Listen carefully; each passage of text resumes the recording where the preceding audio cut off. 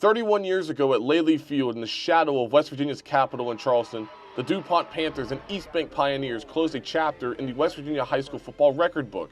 The longtime rivals, located just 7 miles apart, represented the Kanawha Valley in the final state high school football championship games held at Laley Field.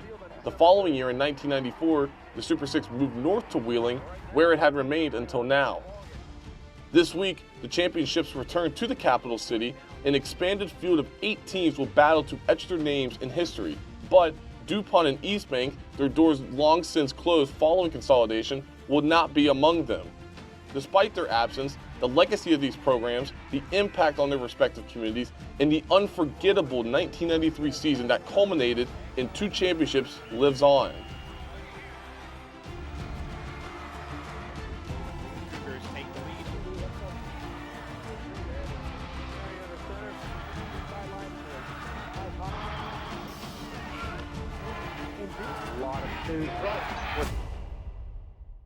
Football has long been the cornerstone of the Upper Kanawha Valley communities that were home to DuPont and East Bank. Coming into the 1993 season, the 2 schools had combined for 6 state titles. However, ahead of the 1993 campaign, 2 different narratives were being built in Kanawha County. East Bank was coming off a 10-3 season and a loss in the state semifinals to Buffalo Wayne. The Pioneers were motivated, driven to capture the crown that eluded them that previous year. Normally, players find inner motivation to fuel a team. However, a piece by Charleston Daily Mail columnist Chuck Landon sparked a fire from the Pioneers. Chuck Landon picked us, I think, to go 3-7. We had 13-1 win state championship. East Bank offensive lineman Heath Huffman also credits the team's ability to tame that fire and loss in 1992 to prepare for 1993. Well, obviously, we felt like we had something to prove. Things were different back then. We didn't put a lot of stock in all that. You know, our coaches told us how to chew the bubble gum, when to blow the bubble, and which way to pop it. Like, we just did it. So our coaching staff, they didn't focus too much on last year. It was all about that year. Every week we should go out, practice, strive to be better. DuPont had captured its first state title in program history in 1992 by defeating Brooke 36-7, capping off an 11-3 season. The Panthers saw 5 players earn Class AAA All-State honors. However, only 1 returned in 1993 for Coach Dick Whitman. That player was Randy Moss. The expectations were high that season for the Panthers. With standouts like Moss and Bobby Howard on the roster, DuPont entered the season with championship aspirations. 92 started, we wasn't very good when they were sophomores. You know, we lost some games, but they continued to get better. And then when we won it all, then the next year they expected to win. And, you know, anytime you expect to win, a lot of times you win, especially if you got any talent, you know. And we had a ton of good, solid players, not just the stars, all them other guys too. They were good, tough, just the toughest kid you've ever been around in your life. The march to Charleston started on August 27th as the county rivals squared off for the 9th consecutive season to open their seasons at DuPont's H.B. Douglas Field. The Panthers gathered their first win of the season by coming out on top over East Bank 25-12, making it the 3rd straight season DuPont started its season with a victory. That loss would be the only one East Bank would suffer that whole season. Howard always knew that the East Bank game was the tone setter each year. I know I can speak for myself personally. I was a little out of shape, well, a lot out of shape. And I don't think I was the only one on the team. So around the 3rd quarter, I think it transitioned into the 2nd quarter. I made a joke and I asked Coach Whitman, like, is this the second half yet? And he didn't find it too funny. So we looked at the game and there were a lot of plays we left on the field. So he didn't say a word. The next Monday, he pretty much ran us to death, and he kind of set the tone for the rest of the season. The win over the Pioneers allowed the Panthers to pick up right where they left off. DuPont won each of its first 8 games in 1993 by an average of 23 points, extending a 12-game winning streak that dated back to 1992. But adversity would soon test the champions. Kanawha County rival Capital, which saw its 1992 season ended by the Panthers in the state semifinals, spoiled DuPont's bid for perfection with a 30-20 victory at Laley Field. Former Panthers defensive coach Harry Wallace knew his team would respond profoundly following the 10-point loss, and respond they did. For the remainder of the season, DuPont allowed only one team to score more than 10 points after giving up a season-high 30 to Capital. You know, you would like to think as a coach, you were the cause of it, but no. I mean, you know, it's the players, buddy. They, you know, if the players don't play, I don't care how great of a coach you are, you're not going to win. And those kids really took it upon themselves to do what they needed to do to get ready. East Bank didn't take long to respond following its season-opening loss to DuPont. The Pioneers' defense held each of its next 6 opponents below 10 points and didn't allow another team to eclipse 14 points. East Bank's offense posted 30 or more points during that stretch. Former Pioneer John Carpenter credits the brotherhood between teammates as the backbone to East Bank's success not only in 1993, but throughout the school's existence. I don't think anybody got more from East Bank football than I did. In that family that we had among the, you know, and that class of kids I was with,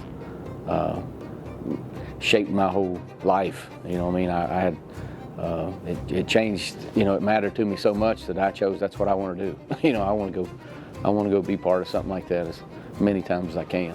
East Bank piled up 8 straight victories leading into its regular season finale against Barboursville, ranked as one of the top teams in Class AAA. The Pirates entered their day with East Bank with a record of 9-0 and had not allowed 30 or more points all season. The Pioneers, in front of a packed house at Calvert Field, cruised to a 33-14 victory, a win East Bank's Craig Arnold served as the exclamation point to the Pioneers' regular season. That win against Barboursville showed everybody else we could do it. You know, the coaches always called us little dogs. You ain't a big dog, you ain't nobody. And again, we were the family. We stuck together, we practiced hard, but I think that win showed everybody else they're here to play. DuPont entered the 1993 Class AAA playoffs as the top seed with a 9-1 record. Members of the DuPont team said they expected to get everyone's best shot in the playoffs. However, according to Howard, the Panthers treated each postseason game like a championship. We have the coaching staff, we have the talent, we have the talent behind us. I think we expected to be good. The Panthers' quest back to Charleston started against the 16th seed in Man Hillbillies. DuPont had no issue against Man, winning 20-0. The Panthers won each of their first 3 playoff games by an average of 18 points. DuPont's defense had held its first 13 opponents to 11 points per game. Coach Danny Hill praised the all-around efforts from the defensive unit, including one Panther that stood out among the rest. Well, we had a kid named Nick Hare. He was the other inside linebacker with Bobby. Well, everybody took special care of Bobby. You know, you couldn't block him with one high school kid. That was a waste of time, you know. But by them putting so much emphasis on him, Nick Hare had the best linebacking year I've ever seen. I mean, he was dominant. He was everywhere. East Bank's defense was also consistently stout during the 1993 season. The Pioneers held its first 13 opponents to an average of 9 points per game. They held 8 of its first 13 opponents to 8 points or less, including holding Wayne to 6 points in the Class AA semifinals. East Bank won that game 14-6, earning the Pioneers a spot in the state finals for the first time since 1990. East Bank is headed to the title game with a 14-6 win.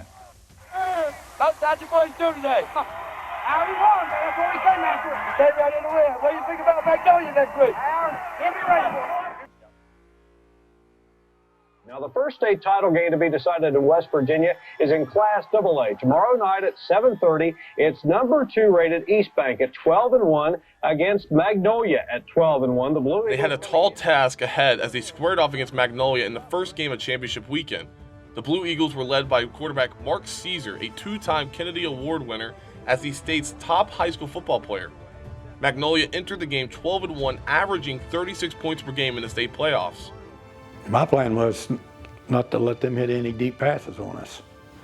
So I can remember that like it was yesterday, playing man or zone 5 under and 2 deep, and he could throw the football. He was an excellent athlete. But they tried several times to hit deep passes on us, and we broke them up. Probably what broke their heart, we had I think it was a 17 or 18 yard drive after halftime. And that kind of took the salt out of their tails. A late touchdown by quarterback Mike Hockenberry increased East Bank's lead to 9 at 16-7. Magnolia scored with a few minutes left, but the Pioneers recovered the onside kick to seal the victory.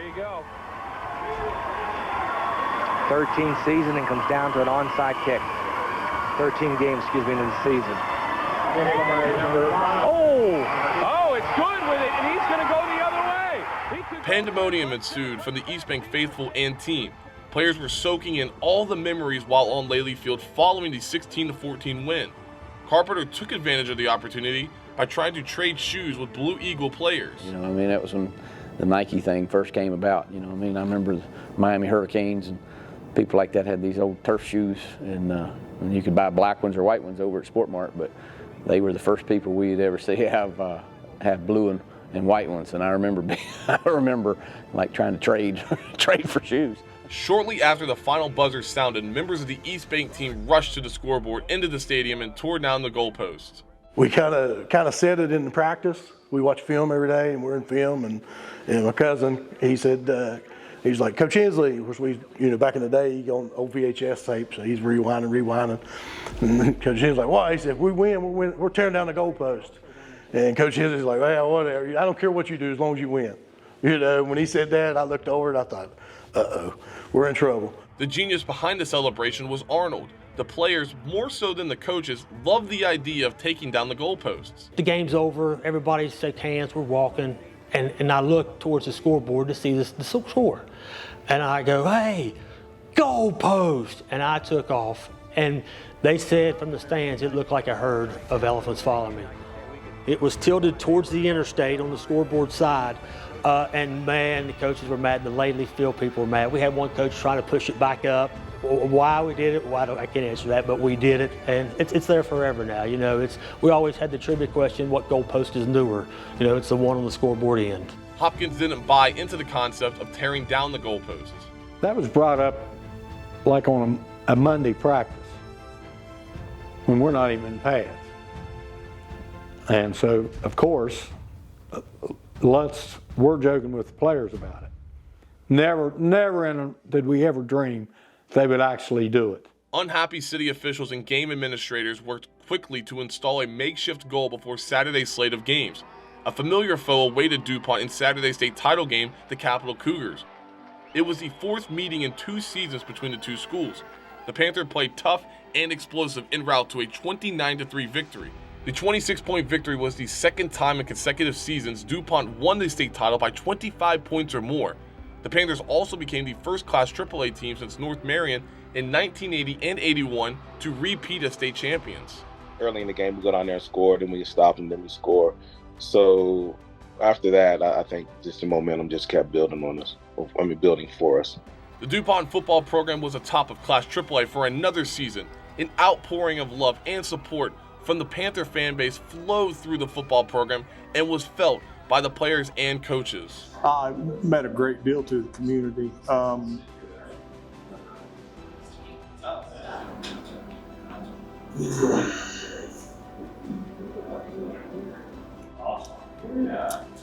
It's kind of a low-income area, and for that to happen, the community got behind us and really supported us, and of course, and then when you do win a state championship, they really appreciate it. We appreciated them. East Bank also had the support of its community. The Pioneers went undefeated at Calvert Field in 1993, averaging 32 points per game in front of a passionate home crowd. Hopkins described those Friday nights at Calvert Field as a second-to-none experience and remains thankful for the support shown by the Pioneer faithful. We had probably the best fans in the state. And the thing about it, win or lose, they were going to be there. They was going to fill the stadium. It didn't matter what our record was. They were just that loyal because Friday night, that was East Bank. That was the town of East Bank. Everybody's at Calvert Field. Friday nights were something out of a movie for those associated with the DuPont and East Bank communities.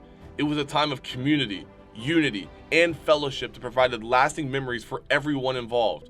Those high schools are no longer around, but the memories and stories surrounding the programs remain known in the Upper Kanawha Valley. And this week, new schools and communities will look to make lasting memories of their own in Charleston.